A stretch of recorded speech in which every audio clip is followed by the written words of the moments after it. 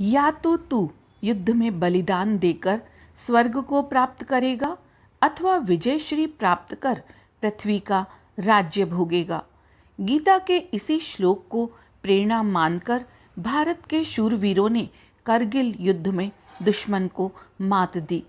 26 जुलाई 1999 के दिन करगिल द्रास सेक्टर में भारतीय सेना ने करगिल युद्ध के दौरान चलाए गए ऑपरेशन विजय को सफलतापूर्वक अंजाम देकर भारत भूमि को घुसपैठियों से मुक्त कराया।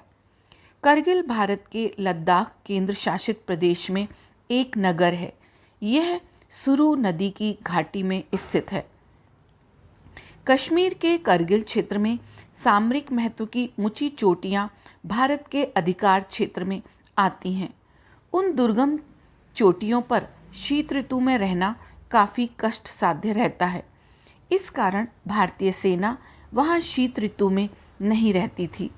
इसका लाभ उठाकर पाकिस्तान ने आतंकवादियों के साथ मिलकर सीमा संबंधी नियमों का उल्लंघन कर उन चोटियों पर कब्जा कर लिया। ऐसा करने का उद्देश्य भारत पाकिस्तान की वास्तविक नियंत्रण रेखा के भीतर प्रवेश कर कई महत्वपूर्ण पहाड़ी चोटियों पर कब्जा कर लेह एवं लद्दाख को भारत से जोड़ने वाली सड़क पर नियंत्रण हासिल कर सियाचिन ग्लेशियर पर भारत की स्थिति को कमजोर करना था।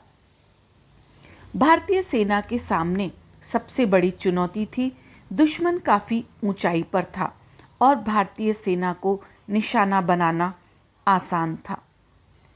मई 1999 में एक ग्वाले से मिली सूचना के बाद बटालिक सेक्टर में लेफ्टिनेंट सौरभ कालिया के दल पर हमले ने उस इलाके के घुसपैठियों की मौजूदगी का पता बता दिया।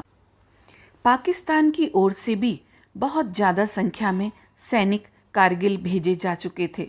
भारतीय सेना के लिए सबसे चुनौतीपूर्ण कार्य था कि दुश्मन पहाड़ियों पर से बैठकर गोली बरसा रहा था।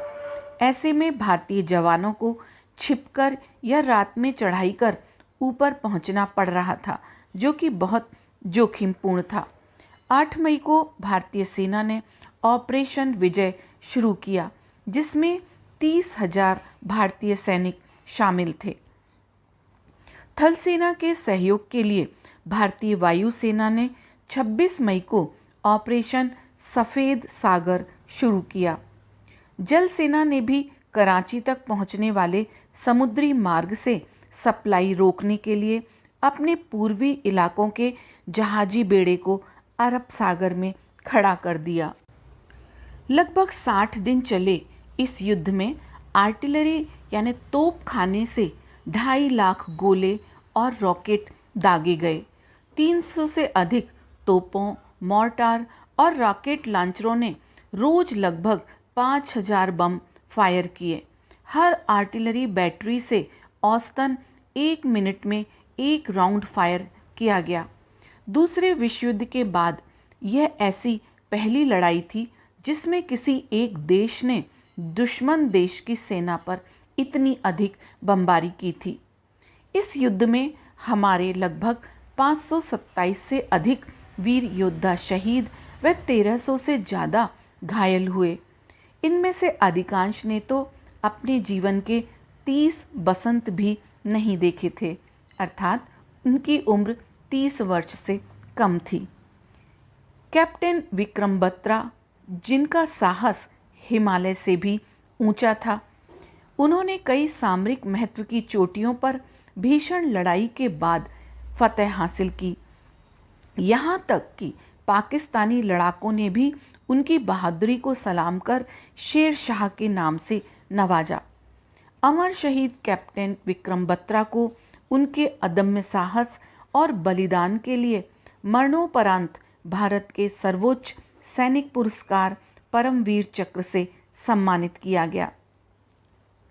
कैप्टन अनुज नायर टाइगर हिल सेक्टर की एक महत्वपूर्ण चोटी पर अपने 6 साथियों के शहीद हो जाने के बाद भी अकेले मोर्चा संभाले रहे, जिससे भारतीय सेना सामरिक महत्व की इस चोटी पर कब्जा करने में सफल रही।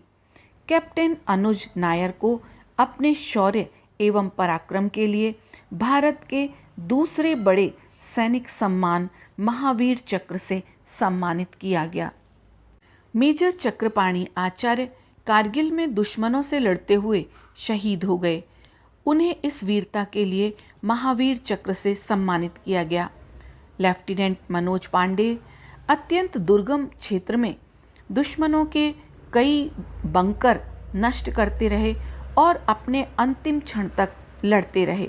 उनके शौर्य एवं बलिदान के लिए उन्हें मरणोपरांत महावीर चक्र से सम्मानित किया गया। भारतीय वायुसेना के कैप्टन सौरभ कालिया युद्ध में सबसे पहले शहादत देने वाले थे। घोर यातनाओं के बाद भी उन्होंने पाकिस्तानी सैनिकों को कोई भी जानकारी नहीं दी। Squadron leader Ajay Ahuja, flight lieutenant Nachiketa तथा भारतीय सेना के विभिन्न रैंकों के अधिकारियों और जवानों के साहस, बलिदान, राष्ट्र प्रेम, कर्तव्य की भावना ने पाकिस्तानी मंसूबों को धराशायी कर दिया और इन जवानों ने अपनी शहादत से भारत माता और तिरंगे की आन बान और शान को बचाए रखा। दिल से निकलेगी न मरकर भी वतन की उल्फत, दिल से निकलेगी न मरकर भी वतन की उल्फत, मेरी मिट्टी से भी खुशबुए वफ़ा आएगी, मेरी मिट्टी से भी खुशबुए वफ़ा आएगी। जय हिंद।